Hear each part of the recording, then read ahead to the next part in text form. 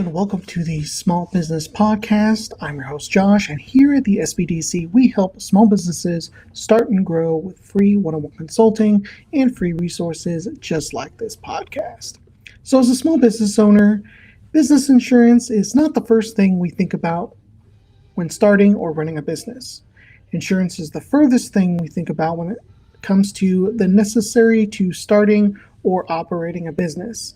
But in today's episode, we're going to talk about what insurance your business is going to need and why you would need it.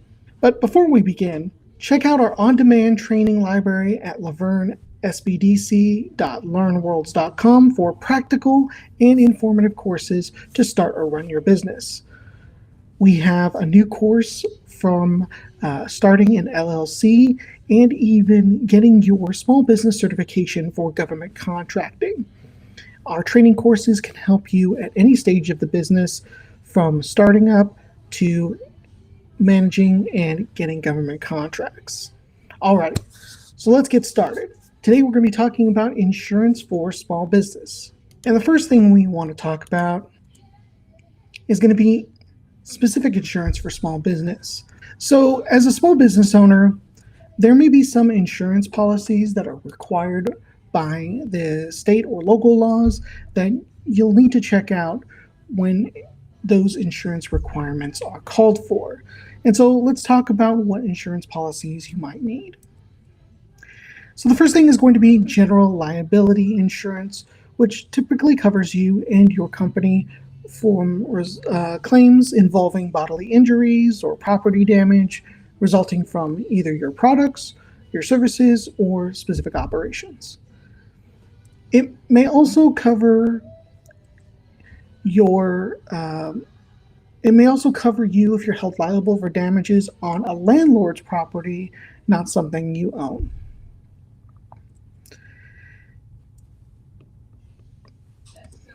And while your state may not make it mandatory for you to provide limited liability or limited coverage for either directors or personnel of a corporation, lawsuits can be filed in response to what those personnel actually do or don't do as far as in the operations of the business. So you might want to take a look at that.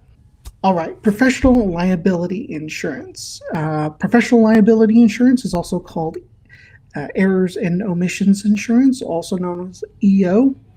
And depending on the profession, you can be sued for different kinds of things, like either malpractice, errors, or negligence when it comes to the service that you offer customers.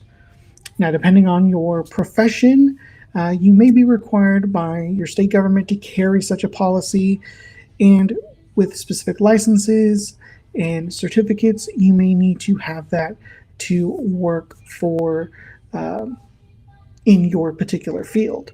And so one of the fields that we can take a look at is going to be certified public accountants, which call for professional liability insurance, which basically is covering you for specific work that you conduct on behalf of others or the advice you give, which is for like errors and omissions. Now, there are other kinds of insurance that you would need if you're an engineer or draftsman, like an architect. Same thing would apply, error and omissions insurance, and the same thing would apply for lenders and underwriters. Now, if you're another type of professional, there are other types of insurance that we did touch on before, and that's going to be the malpractice insurance. And this is generally what is covering medical professionals, where they require a specific amount of insurance, but there's also a minimum amount of coverage that you might have if you're operating here in the state of California. And so, like I said, medical malpractice insurance is something that medical professionals will have to deal with, but there is also malpractice insurance for lawyers. that you may have to look into if you're going to operate as a lawyer here in the state of California. So let's switch gears. If you are an employer, there may be some insurance that you'll need to actually provide as an employer. So let's take a look at that. So businesses with employees may be required by law to pay for certain insurances like unemployment, workers' compensation, depending on where your business is located. There may be other insurance that you'll have to provide as well. So the first thing is going to be unemployment insurance, which provides benefits to employees who've become unemployed through no fault of their own. And so they must be willing and able to work once they are out of a job, and they must be actively searching for employment to get off the unemployment insurance. And so federal laws regulate unemployment insurance, but the state will actually administer that and actually dole out the benefits in their system. And then also employers may remit taxes and payments to both the federal and state funds to actually keep that program going. But the next thing is going to be workers' compensation insurance. And workers' compensation insurance provides cash benefits or medical care for workers who suffer an injury or become ill while on the job. It is actually run by the Division of Workers' Compensation, which monitors the administration of workers' compensation claims and provides administrative and judicial services to assist in resolving the disputes between the employers and the employees and claims for worker compensation benefits. And so there are cash payments that are made for lost wages while you are recovering from injury.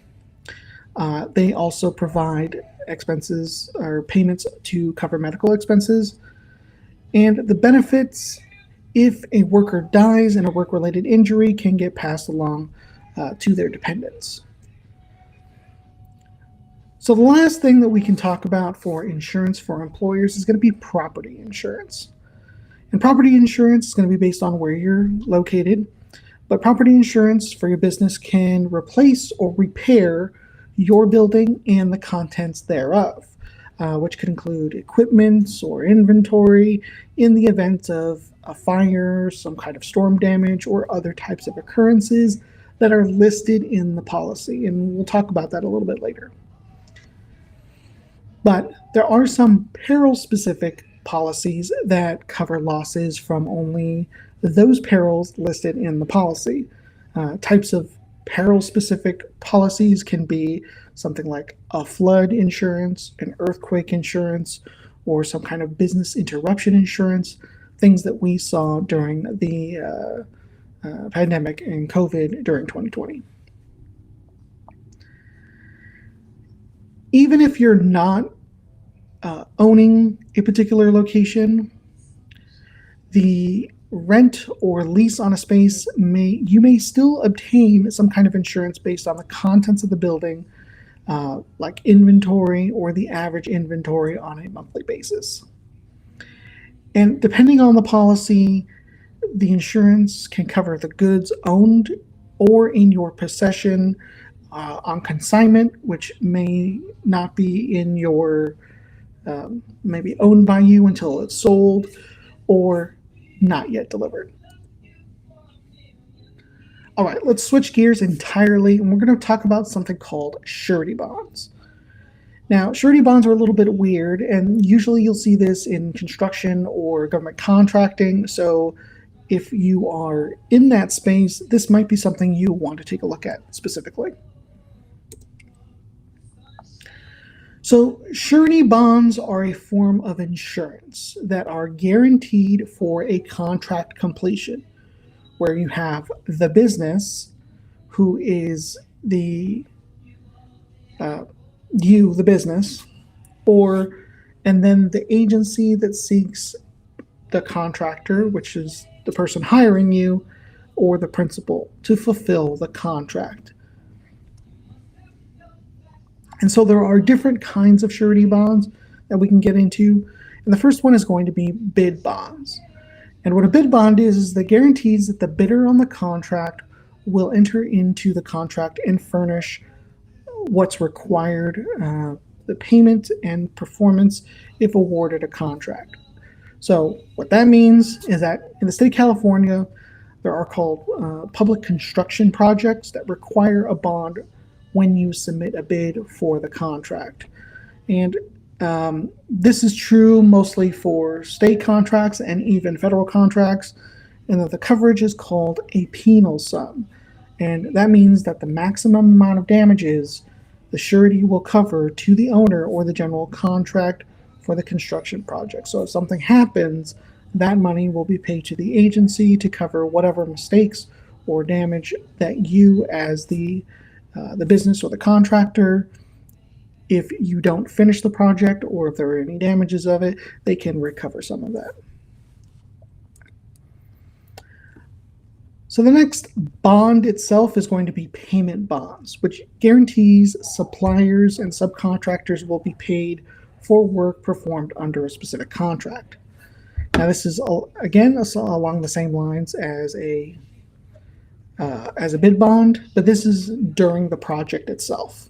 And this is mostly for subcontractors or people working under you who need to make sure that their work is compensated for in the same way as the prime contractor.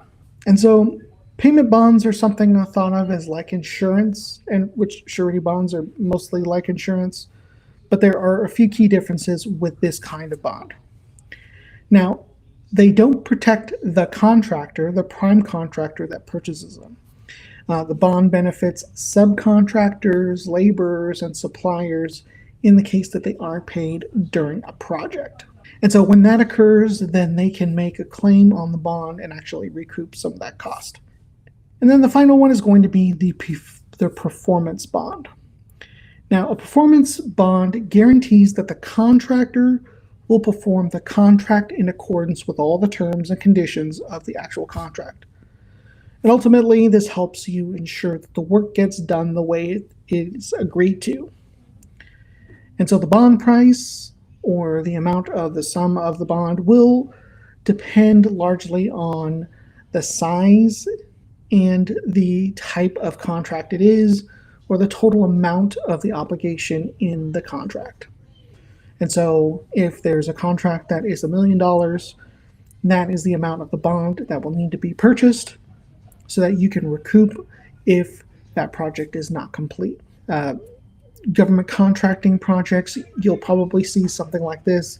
If a small business is not able to perform the entire project to its completion, there may be some kind of performance bond that need to be purchased to actually make sure that you are able to perform as a small business, as opposed to a larger corporation who has more resources to actually complete the project itself. All right, so now that we've talked about insurance and what kinds of insurance that we can go through, let's talk about the tips for purchasing insurance.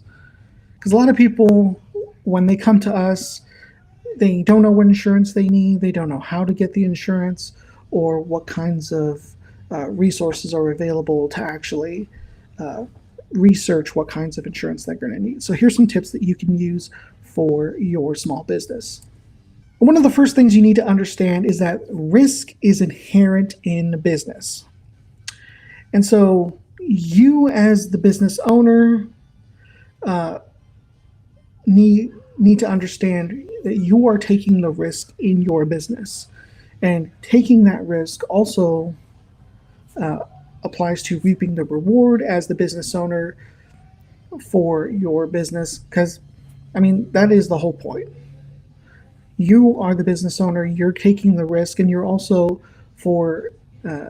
risking for future reward. And so insurance exists to mitigate the risk that you're taking so you can eventually reap that reward. And you, as a business owner, want to protect your investment because you don't want to lose everything now that you have put in all the risk. And so it's prudent to protect your investment and hard work that you're putting into your business. And so let's talk about selecting a policy. So the policy itself, and as I mentioned, insurance is all about managing the risk. And so when you're selecting a policy, you want to make sure that you are actually purchasing enough policy and enough insurance to mitigate that risk, depending on what it is. So the first thing you need to also think about is, does it make sense? Are you paying enough in the policy that the coverage will cover whatever is lost and for the replacement cost? You also want to think about the premium. Are you paying enough to cover that, or are you overpaying, which doesn't make sense? And if the coverage does not cover the cost of your losses, or the premium is prohibitive for you as the business owner, obviously it wouldn't make sense, so why are you looking at it? You also want to consider the policy costs along with the deductibles and the coverage. You need to weigh those deductibles or out-of-pocket costs when you file a claim, or that coverage is useless. If you can't manage the deductible, then obviously that you won't be able to actually make a claim and recover those costs if that deductible is prohibitive. And you also want to make sure that that coverage is sufficient for your business.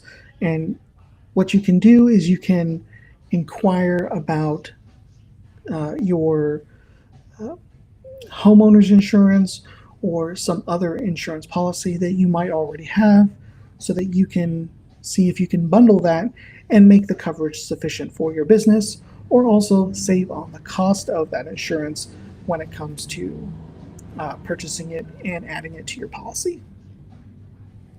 So when selecting an insurer, we are all looking for the best policy and agency to work with.